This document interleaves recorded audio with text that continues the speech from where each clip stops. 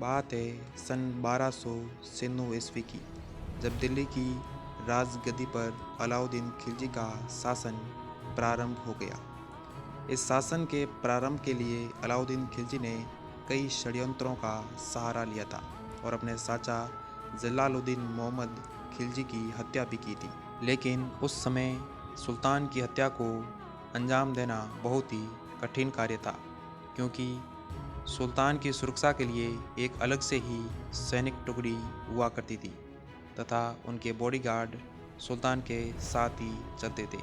तो फिर अलाउद्दीन खिलजी ने सुल्तान की हत्या को कैसे अंजाम दिया, आगे इस वीडियो में हम आपको बताएंगे।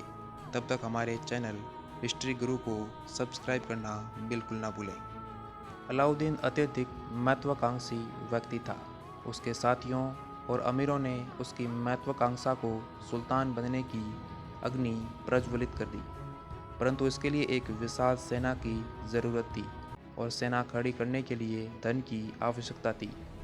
भिलसा अभियान के समय उसने दक्षिण में स्थित देवगिरी की अपार समृद्धि का हाल सुना था, अतः उसने देवगिरी पर अचानक आक्रमण करने की योजना बनाई, क्योंकि उसे विश्वास था कि इस अभियान के लिए सुल्तान से स्वीकृति नहीं मिलेगी। अतः संपूर्ण योजना को गोपनीय रखा गया।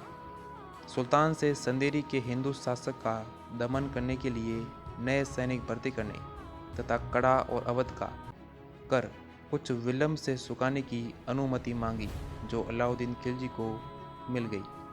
इस बीच उसने अपने गुप्तचरों से देवगिरी के बारे में पर्याप्त जानकारी प्राप्त कर ली।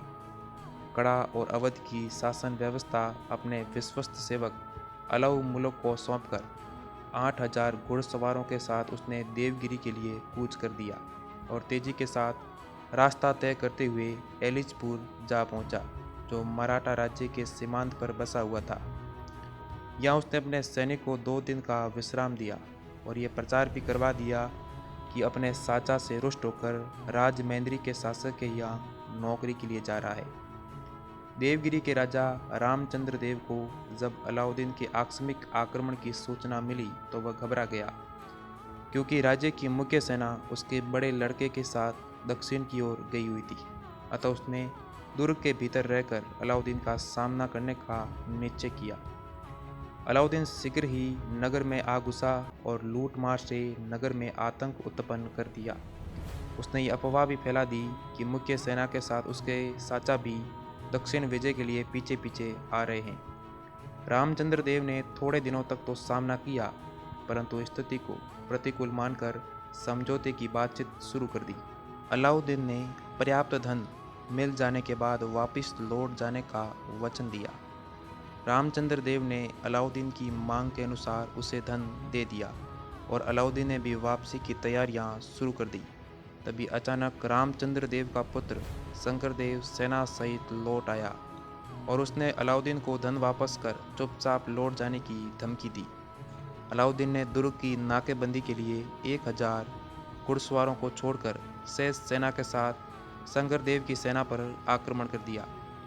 मराठा सेना ने खलजी सेना को हराकर छिन्न भिन्न कर दिया, परंतु तभी नुसरत खां ने खतरे को भांपते हुए दुर्ग की घेराबंदी उठाकर अपने 1000 घुड़सवारों के साथ युद्ध में प्रवेश किया।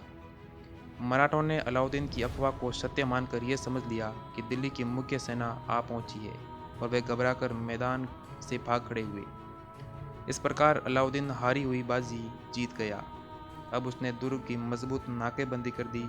दुर्भाग्यवश दुर्ग में रसद की भारी कमी हो गई।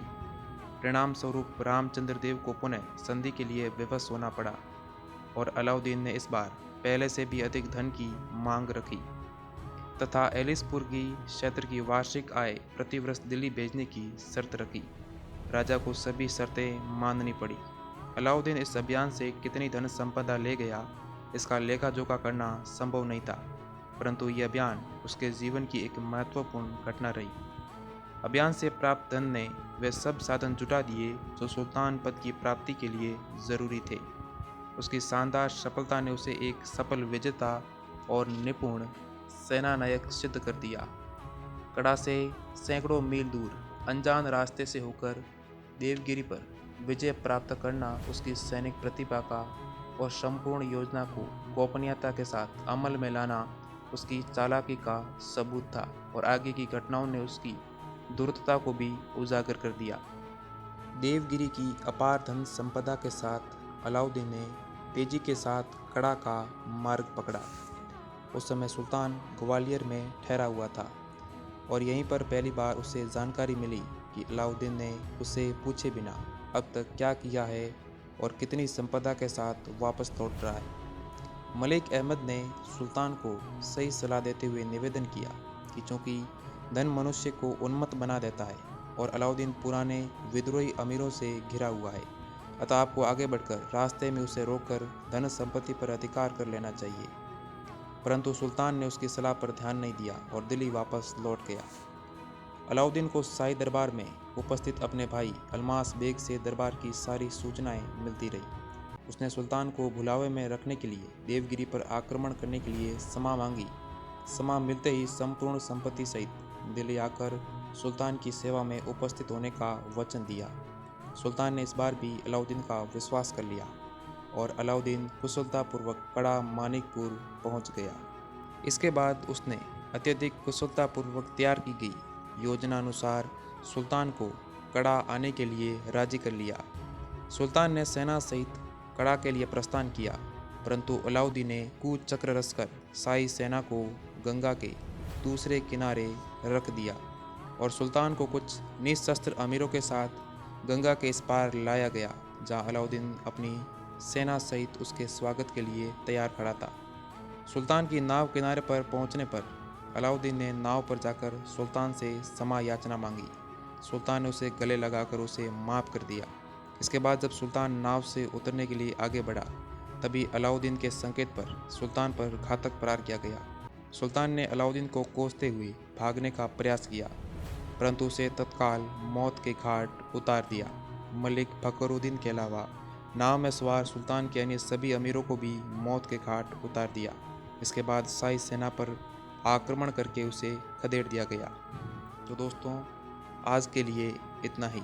अगर आपको ये जानकारी अच्छी लगी हो तो हमारी वीडियो को लाइक करना और चैनल को सब्सक्राइब करना बिल्कुल ना भूलें।